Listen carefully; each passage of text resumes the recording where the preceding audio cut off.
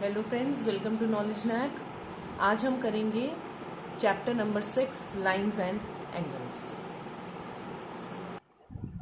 Exercise 6.2 के question number 1 से start करते हैं।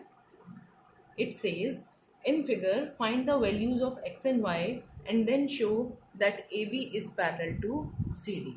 देखिए, इस क्वेश्चन में हमें दो काम करने हैं। एक तो हमें फाइंड करना है to find x and y, इन दो की वैल्यूज़ फाइंड करनी है, और एक चीज़ हमें इसमें प्रूव करनी है that A B is parallel to C D. ये दो काम हमें करने हैं, और हमें जो फिगर गिवन है उसमें 50 डिग्री इस एंगल की वैल्यू है, 130 डिग्री इस एंगल की वैल्यू है, और x और y इस तरह से गिवन है। तो अब देखिए कैसे फाइंड आउट करेंगे। अगर हम फिगर को ऑब्जर्व करें तो 50 डिग्री और x ये दोनों एक सेम स्ट्रेट लाइन पर एंगल्स बने हुए हैं। अब क्योंकि ये सेम स्ट्रेट लाइन पर है तो इन दोनों का सम कितना होगा, 180 डिग्री। तो हम लिख देंगे 50 plus x is equal to 180 degree, और इसका रीज़न होगा लीनियर पेयर। सिंपल। तो इस हिसाब से हम x की वैल्यू निकाल लेंगे, 180 माइनस 50, यानी कि x की वैल्यू आ गई हमारे पास 130 डिग्रीज।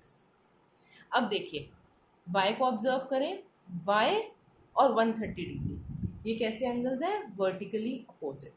देखिए जब भी हमारे पास इस तरह से x की फॉर्म में फिगर है तो जो सामने वाले इस पोजीशन पर एंगल्स हैं इनको हम कहेंगे वर्टिकली अपोजिट एंगल्स, और इनकी वैल्यू हमेशा इक्वल होगी। इसी तरह से ये एंगल हमारा इसके इक्वल होगा क्योंकि ये भी एक दूसरे के सामने बन रहे हैं। तो अगर हम इस फिगर में ऑब्जर्व करें, ये हमारा x है, देखिए दिस इज फॉर्मिंग x, तो ये सामने वाले एंगल्स हमारे वर्टिकली अपोजिट हुए। तो इस हिसाब से हम लिख देंगे y is equal to 130 degree, और रीज़न क्या हुआ हमारा, वर्टिकली अपोजिट एंगल्स। अब देखिए x की वैल्यू आई 130, y की भी वैल्यू आई 130, तो इस हिसाब से x जो है हमारा y के इक्वल हो गया क्योंकि दोनों की सेम वैल्यू है 130 डिग्री। तो x और y हमारे इक्वल हुए। अब देखिए हमने ये भी पढ़ा है कि अगर हमारे पास इस तरह से कोई z बन रहा है, कोई फिगर है जिसमें इस तरह से z की शेप आ रही है, तो ये एंगल इस एंगल के इक्वल होगा अगर ये लाइन इस लाइन के पैरेलल है। तो मतलब अगर हमें ये पैरेलल लाइंस गिवन है दो, तो ये दो एंगल्स इक्वल होंगे क्योंकि इनको हम बोलते हैं ऑल्टरनेट एंगल्स। और अगर हम इसका वाइस वर्सा देखें, यानी कि अगर ये दो एंगल्स इक्वल है तो हम कहेंगे कि ये दो लाइंस भी पैरेलल हैं। तो इस केस में अगर हम फिगर को देखें तो हमारे पास जो शेप बन रही है वो इस तरह से है, यहाँ x है और यहाँ y है। This is a form of z, ये एक z की ही फॉर्म है, और ये दोनों एंगल्स हमारे इक्वल भी आए हैं, x भी 130 आया है और y भी 130। तो this means that this line is parallel to this line. तो हम यहाँ पर लिख देंगे but they form a pair of alternate angles.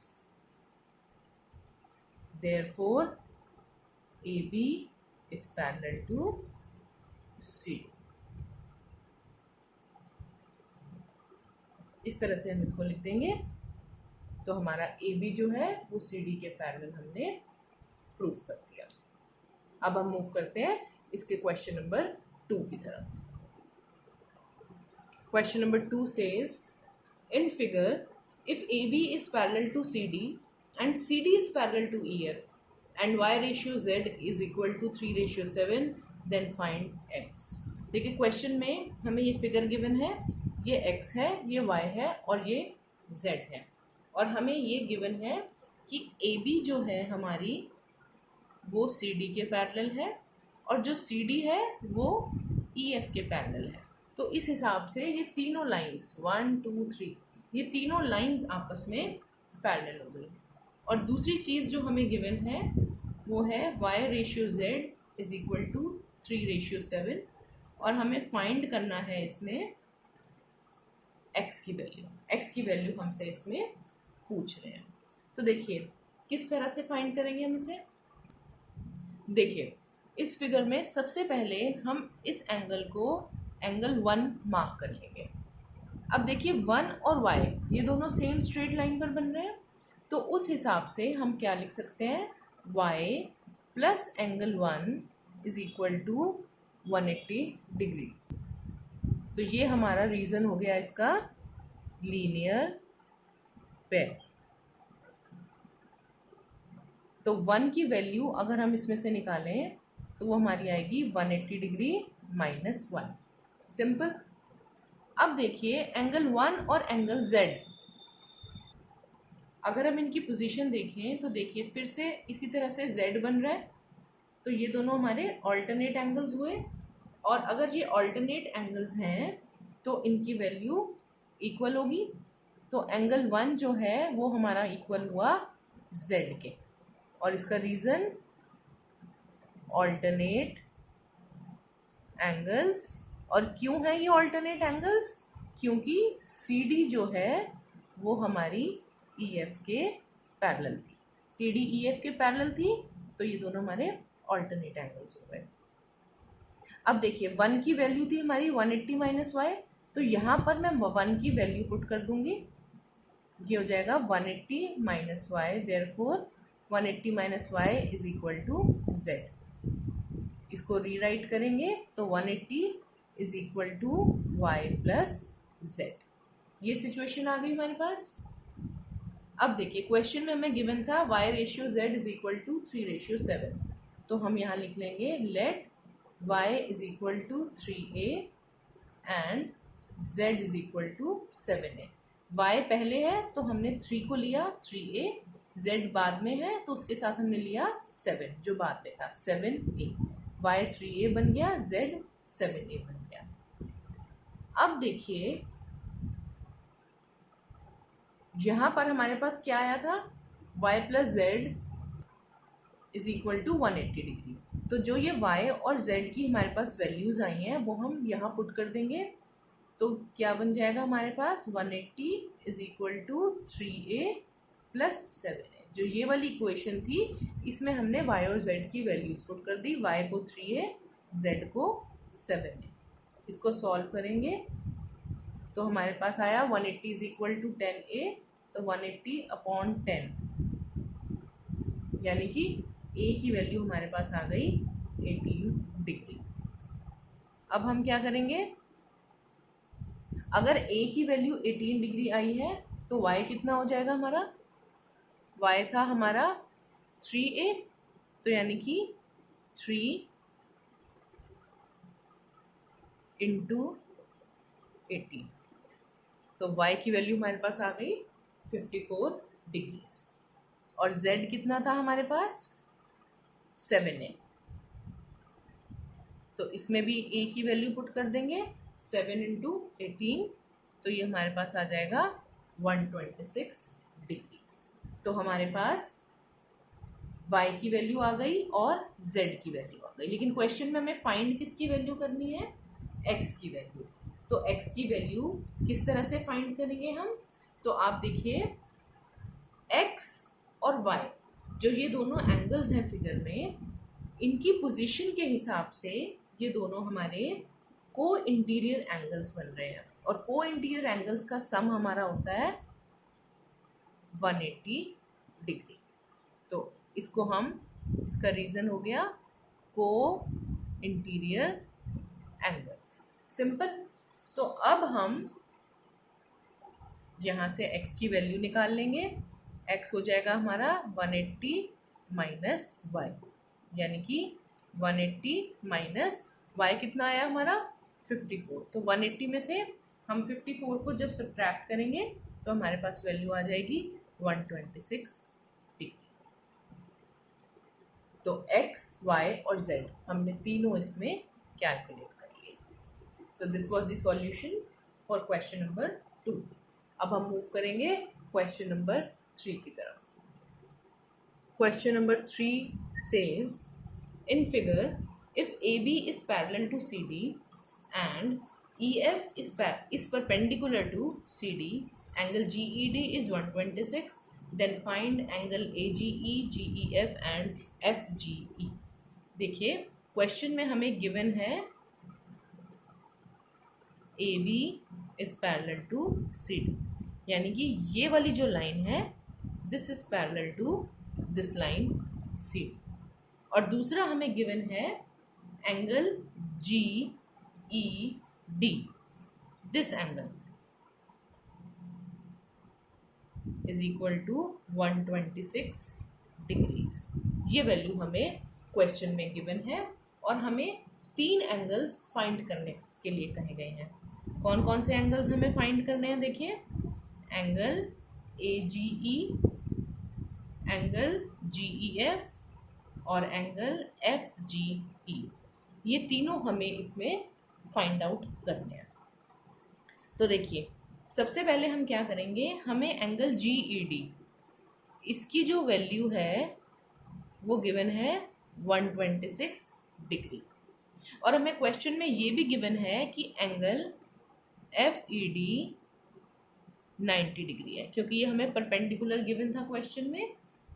Question में जो लिखा था वो था EF is perpendicular to CD. तो EF हमारी ये वाली लाइन है, CD हमारी ये वाली लाइन है, तो यानी कि इन दोनों के बीच का एंगल हुआ 90 डिग्री. तो इस तरह से अब हम इसमें एंगल GEF की वैल्यू निकाल लेंगे.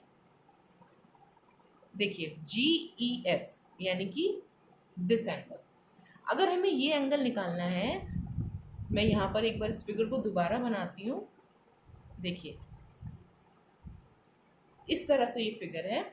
अगर इस पूरे एंगल में से हम इतने पोर्शन को कट कर दें तो हमारे पास सिर्फ यही पोर्शन तो बचेगा, और यही है हमारा एंगल GEF.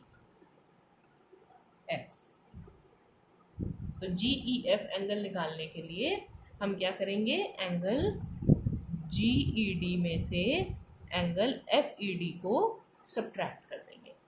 तो ये क्या हो गया हमारा 126 माइनस 90, यानी कि इसकी वैल्यू आ गई 36 डिग्री.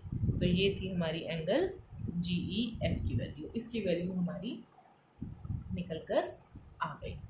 अब देखिए अब हमें फाइंड करना है एंगल FGE और AGE. अब सबसे पहले AGE एंगल को देखते हैं. देखिए ये वाला जो हमारा एंगल है एंगल AGE, ये हमारा इक्वल होगा एंगल GED के. देखिए किस तरह से, अगर हम फिगर में देखें तो इस तरह से हमारे पास Z बन रहा है. ये हमारे पास A है, ये G है, ये E है और ये D है. तो ये एंगल और ये एंगल ये हमारे ऑल्टरनेट एंगल्स हैं, AGE और GED. ये दोनों ऑल्टरनेट है. अगर हम फिगर में देखें तो यही पोजीशन आ रही है हमारी GED की और AGE की. तो इसलिए ये दोनों एंगल्स जो है हमारे ऑल्टरनेट एंगल्स हो गए और उसके हिसाब से ये इक्वल हो गए. और GED की वैल्यू जो है वो हमें ऑलरेडी पता थी, वो है हमारे पास 126 डिग्री. तो एंगल AGE इसकी वैल्यू हो गई हमारे पास 126 डिग्री. तो ये एंगल भी हमने कैलकुलेट कर लिया 126 डिग्री. अब देखिए हमारा कौन सा एंगल बचा, FGE. FGE हुआ हमारा ये वाला एंगल. तो अगर हम फिगर में देखें तो एंगल AGE ये एंगल और ये एंगल FGE ये दोनों हमारे लीनियर पेयर फॉर्म कर रहे हैं. तो इस हिसाब से इन दोनों का सम कितना होगा हमारा 180 degree. This angle plus this angle is equal to 180 degree. तो जो एंगल FGE है हमारा उसकी वैल्यू आ जाएगी 180 माइनस एंगल AGE, और AGE हमने कितना निकाला था 126 डिग्री। तो 180 में से हम 126 को सब्ट्रैक्ट कर देंगे तो हमारे पास कितना आ जाएगा 54 डिग्री। तो ये 3 वैल्यूज़ थी जो हमें इसमें फाइंड आउट करनी थी। तो ये थी फर्स्ट 3 क्वेश्चन की सॉल्यूशन एक्सरसाइज 6.2 की। तो स्टूडेंट्स, अगर आपको मेरा कंटेंट समझ में आ रहा है और अच्छा लग रहा है तो आप प्लीज़ मेरे चैनल को ज़रूर लाइक, सब्सक्राइब और शेयर करें। Thank you so much.